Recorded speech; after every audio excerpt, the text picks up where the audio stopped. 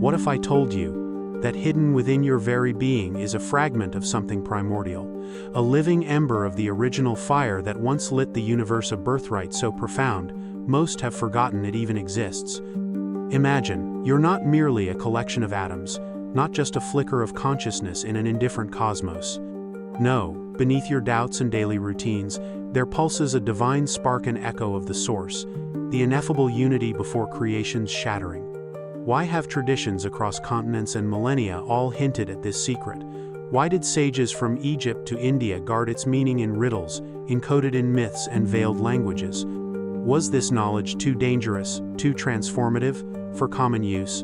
Or was it simply too precious to survive amid the noise and tumult of ordinary living? Tonight, we peel back the veils between worlds. We're plunging into the ancient and enigmatic concept of the divine spark, the most enduring, and perhaps the most subversive, secret ever kept. This isn't just poetic philosophy, it's an invitation and a warning. For to recognize the divine spark within ourselves is to challenge everything we think we know about reality, destiny, and our place in the great mystery. In this episode, you'll journey through forbidden histories, esoteric philosophies, and the shadowed halls of mystical knowledge. We'll decode lost teachings from civilizations whose stones still whisper across deserts. You will discover why this idea was so carefully concealed, and how reclaiming it can ignite your life like wildfire. By the end, you won't just understand the real meaning of the divine spark, you'll feel it stir inside you. Are you prepared to see yourself and the universe in an entirely new light? Let's begin our descent or ascent into one of humanity's oldest and most powerful secrets. To find our way back to the source of the divine spark, we must wander the labyrinth of history, guided by whispers from civilizations who shaped and reshaped this sacred idea. Across cultures, across time, always, there is fire. We begin in the mysterious temples of ancient Egypt, where priests spoke of the Kaa spiritual double, a glowing essence believed to be drawn from the gods themselves. The hieroglyphs spoke in riddles. As above, so below. They hinted that each soul harbored a piece of immortal sunlight. The pharaoh wasn't merely king, he was Horus incarnate, a living channel for the primeval light. Further east, we cross sands and centuries to the deserts of Persia, where Zoroastrianism flourished around sacred flames that never died. Here, the Fravashi, the eternal inner self, was a drop of pure divinity, bestowed by Ahura Mazda, the Lord of Wisdom. The fire altars burned as symbols, but the true altar was hidden within every heart. Then, in the winding streets of Alexandria, sages from Greece and Egypt gathered, weaving their doctrines into the tapestry of Hermeticism. They saw the cosmos as a living mind and taught that each human soul was a fallen star, a fragment of the divine mind, longing for return. Sophia, the wisdom of the Gnostics, lamented humanity's forgetfulness, urging us to awaken from the illusion of separation. In the East, Upanishadic seers spoke of Atman, the inner self which is not separate from Brahman, the ultimate reality. Tat Twam Asi, they declared, thou art that. This same riddle is echoed a world away in the Christic teaching. The kingdom of heaven is within you. The divine source, concealed in plain sight, lies dormant in every soul. But why keep such a secret hidden? Why did these traditions cloak their revelation in layers of allegory, ritual, and paradox? There are two danger zones: external, one internal. The external danger, knowledge in the wrong hands. Power always attracts those who hunger to dominate, and the idea that every person harbors divinity threatens every throne of oppression. The internal danger is subtler, the peril of hubris, of ego mistaking its own fantasies for divinity.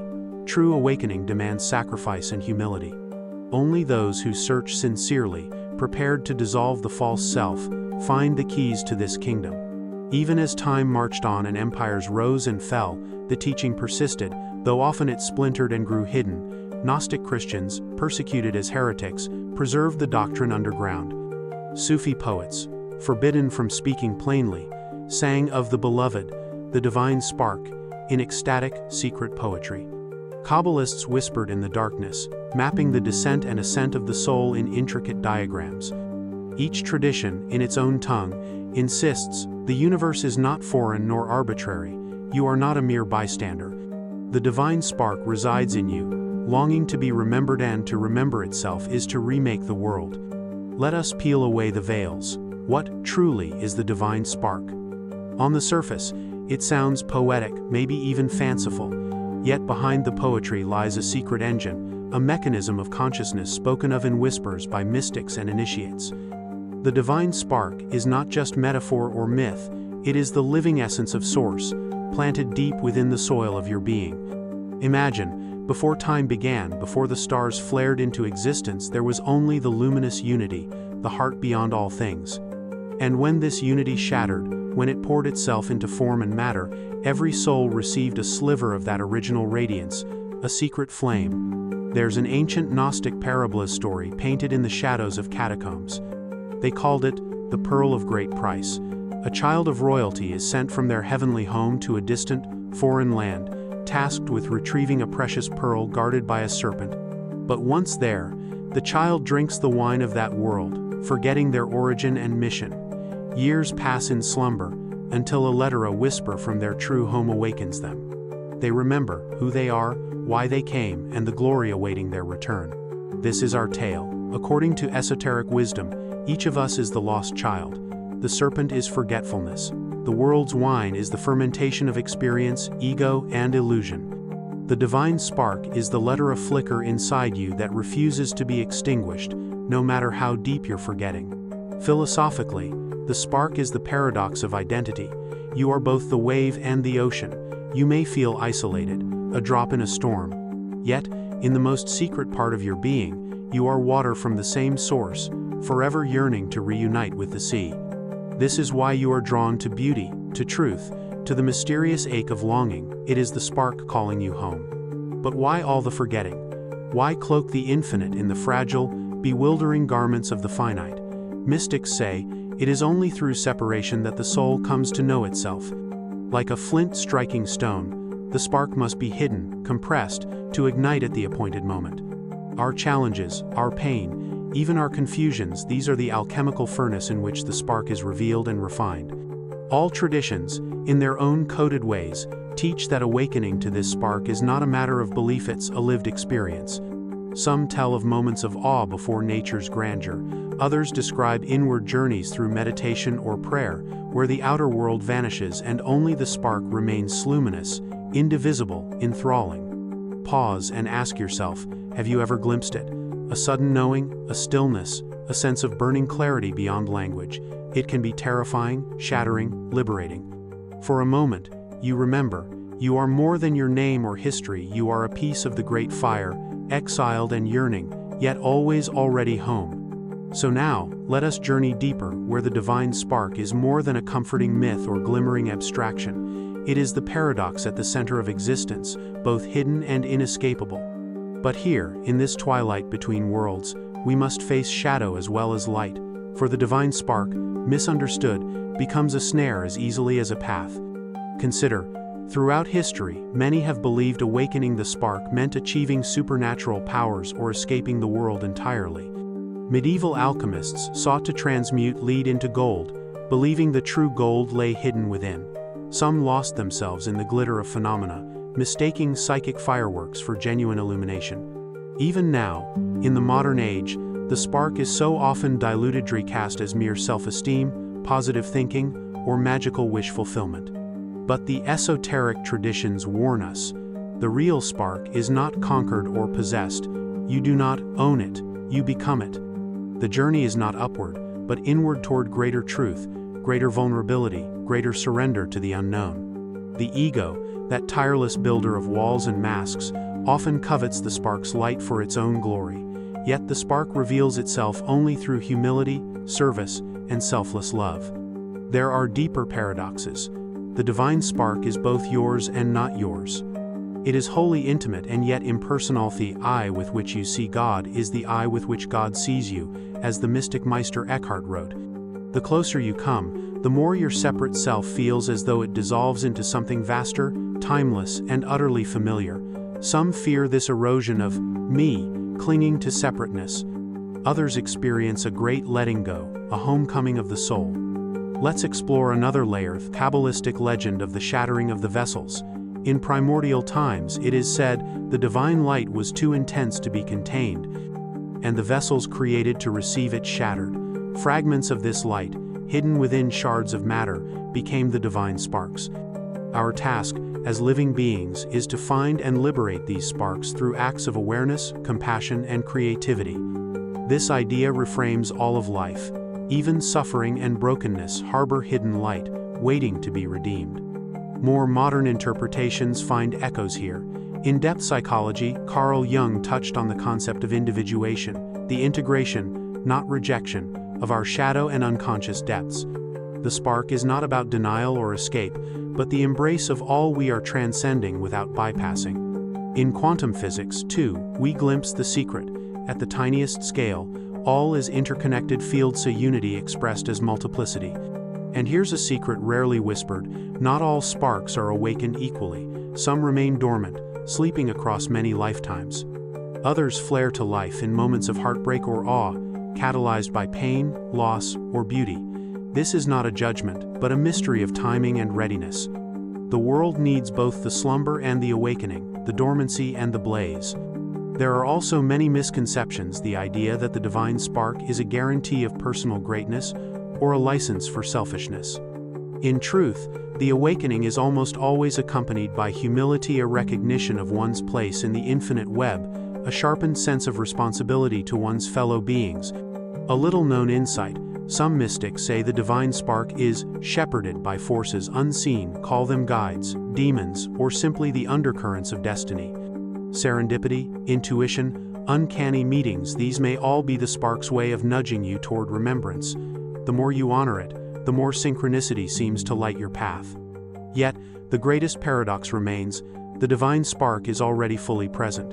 You've never truly been separate from it. The journey is not to acquire, but to unveil, to cleanse the dust of forgetfulness from the mirror of your soul. So, what practical steps can we take to ignite this hidden fire? How can we embody the spark's promise in our daily, all-too-human lives? The answer lies just ahead, in the practices of transformation whispered by sages across the ages. Perhaps, by now, you feel a subtle stirring, a resonance, like a distant bell calling you inward.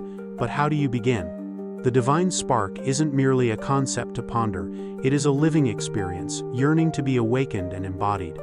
Here, in this world of ceaseless motion and distraction, we need practice, simple, potent rituals that bridge the chasm between forgotten divinity and daily existence. First, the art of remembrance. Every day, take a moment at dawn or dusk, those liminal hours when the veil is thin. Sit in stillness. Close your eyes and turn your attention inward. Ask a single, gentle question: what is alive in me right now, that is untouched, unmoved by all circumstance? Wait for the hush. Sense the subtle warmth or presence in your chest, your gut, or behind your eyes. Don't force an answer, let awareness reveal itself, like discovering a candle in a long-forgotten room. Even a fleeting glimpse is transformative. Second, the ritual of sacred action. The old texts teach that the spark is fanned into flame not by isolation, but through relationship. Choose one ordinary act: listening deeply to a friend, preparing food, walking quietly in nature, and consecrated. Before you begin, set an intention: may this act express the hidden light within me. Observe how the simplest gesture, infused with awareness, becomes holy. Mystics call this finding the extraordinary in the ordinary, the alchemy of life. Third, navigating the night of forgetting. Awakening the spark is not a straight ascent, but a spiral. There will be times of intense clarity, and others of profound obscurity and doubt. Remember, the darkness is the womb, the crucible in which light refines itself. Instead of resisting, practice compassionate presence with your shadow, your fear, and your weakness. Inquire gently: what is this difficult feeling trying to teach me about my deeper nature? In the cracks of struggle, the spark often shines brightest. Fourth, the invocation of guidance. If you feel lost, call on the tradition you resonate with, whether it is the divine name, a prayer to Source, or simply an earnest request for help from the depths of your heart. Many have found that when you truly ask, an answer comes, sometimes as a dream, a synchronicity, an unexpected encounter. Trust that the spark has allies, seen and unseen, devoted to your awakening. Fifth, the sharing of the flame. The spark's sole purpose is not your personal salvation, but the illumination of the whole world through you. When you act with authentic kindness, speak a word of encouragement, or shoulder another's burden, the fire leaps silently from soul to soul. This is how the world is remade from one spark to the next, without fanfare, without end. And lastly, the wisdom of patience. The spark does not bow to clocks and calendars. You cannot rush its flowering, only prepare the soil, nurture its growth, and remain open to wonder. Celebrate the small illuminations. Marvel at moments of connection, awe, or simple beauty. Each is a signpost, each is a lit path home. Obstacles will arise.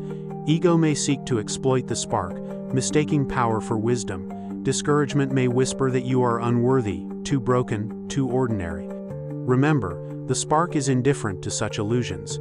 It is untouched by your doubts, forever whole beneath the shifting surface. Your courage is simply to return, again and again, to that innermost flame. In time, the line between seeker and sought dissolves. Life is revealed as an unending ritual of remembrance, and each moment becomes a doorway into the infinite. What then remains? Only to remember and to live as if the divine is indeed alive within you. Are you ready to take your first step? We began tonight with a bold claim that you and every being harbor a living fragment of the ineffable, the divine spark. Across centuries and civilizations, this secret has lingered in codes, parables, and symbols, waiting for the moment a soul awakens and listens anew.